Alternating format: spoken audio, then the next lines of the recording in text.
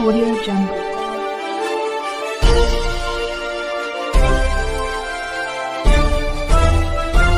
Audio Jungle.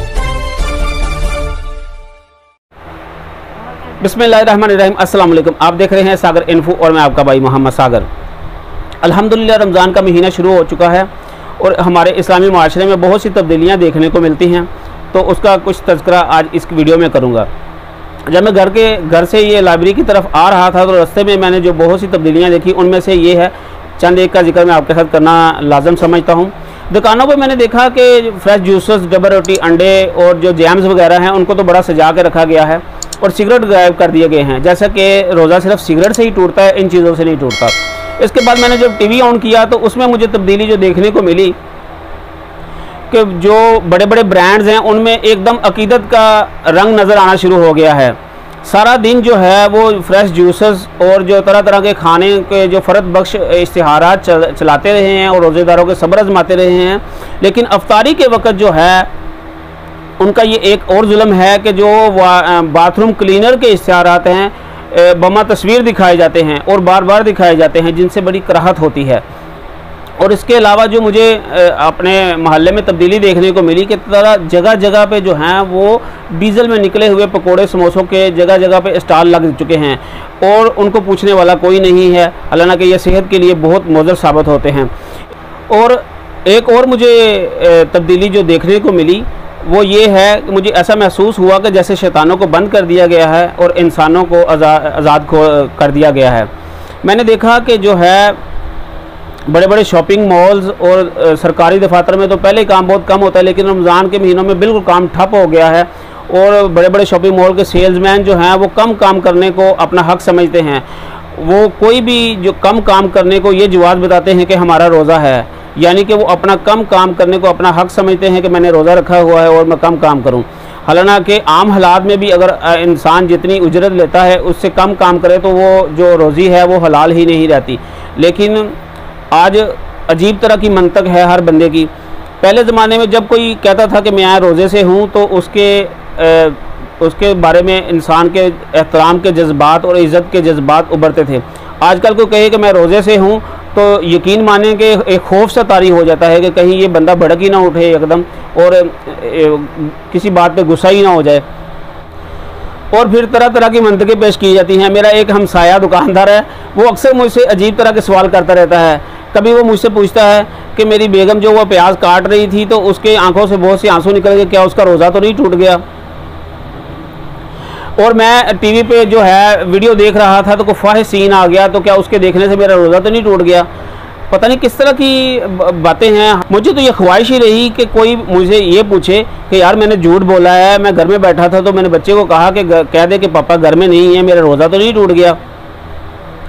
और जो है मैंने एसी चलाने के लिए जो है मैंने कुंडे डाल के बिजली चोरी की, क्या मेरा रोज़ा तो नहीं टूट गया? मैंने 200-300 रुपये वाला जूता या 200-300 रुपये गज़ वाला कपड़ा जो है वो 800-900 रुपये में बेच दिया, क्या मेरा रोज़ा तो नहीं टूट गया? मस्जिद में सफ़ में बच्चों को डांट के पीछे कर दिया, क्या मेरा इस वजह से रोज़ा तो नहीं टूट गया? इस तरह के जज्बात कोई नहीं रखता। हालांकि मैं भी समझता हूँ शायद इन चीज़ों से रोज़ा ना टूटे, लेकिन किसी का दिल ज़रूर टूटता है और रोज़ा टूटना या दिल टूटना ये दोनों बड़े गुनाहों में शामिल हैं। मेरा ये मानना है कि जो रमज़ान के महीने का बजट है वो बाकी 11 महीने के बजट से कम होना चाहिए, लेकिन यहाँ पे असूल कुछ उलट हैं। आप जायज़ा लें कि जो रमज़ान के महीने का बजट है और बाकी 11 महीनों का जो बजट है उससे आपको डबल होता हुआ नज़र आएगा। हालांकि होना तो ये चाहिए कि इस माह में जो हमारे घर का बजट है उसका कम खर्च हो, ताकि भूख प्यास लगे तो दूसरे भूखे प्यासों का एहसास हो। लेकिन मैं तो आज एक और फेसबुक पे मैंने इश्तिहार देखा तो मैं तो काफ़ी देर मेरा तो दिमाग ही सुन्न हो गया कि ये क्या है। वो कह रहे थे कि आप गोली खाएं और भूख का एहसास ख़त्म करें, यानी कि आपने रोज़ा निभाना नहीं है, आपने रोज़े को शिकस्त देनी है। ये तो अजीब मंतिक हुई।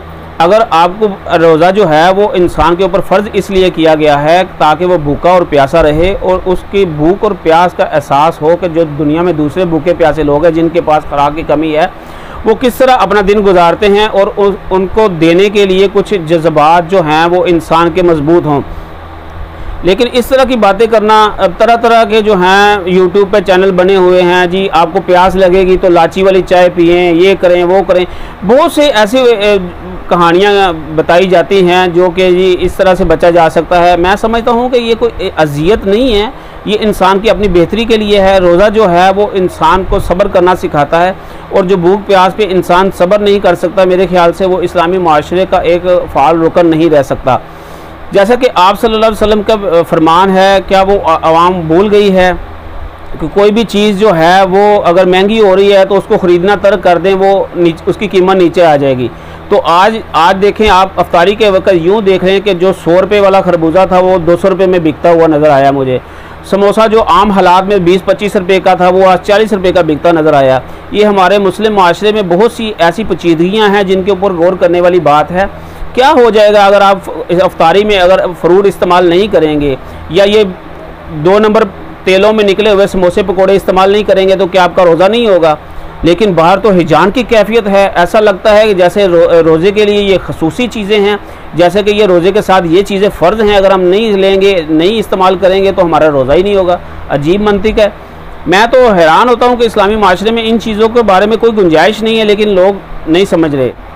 तो आखिर में मेरी आप सब दोस्तों से गुजारिश है कि प्लीज़ अपनी अफ्तारी का बजट कम करें, और जो फजूल खर्चियाँ और महंगे दामों चीज़ें हम ख़रीदते हैं वो उन नदार और गरीब लोगों के ऊपर खर्च करें, ताकि वो भी रमज़ान की खुशियों और बरकतों में शामिल हो सकें, और जो फजूल खर्चियों के साथ जो हम अपना बजट मुतासर करते हैं उससे भी बचें।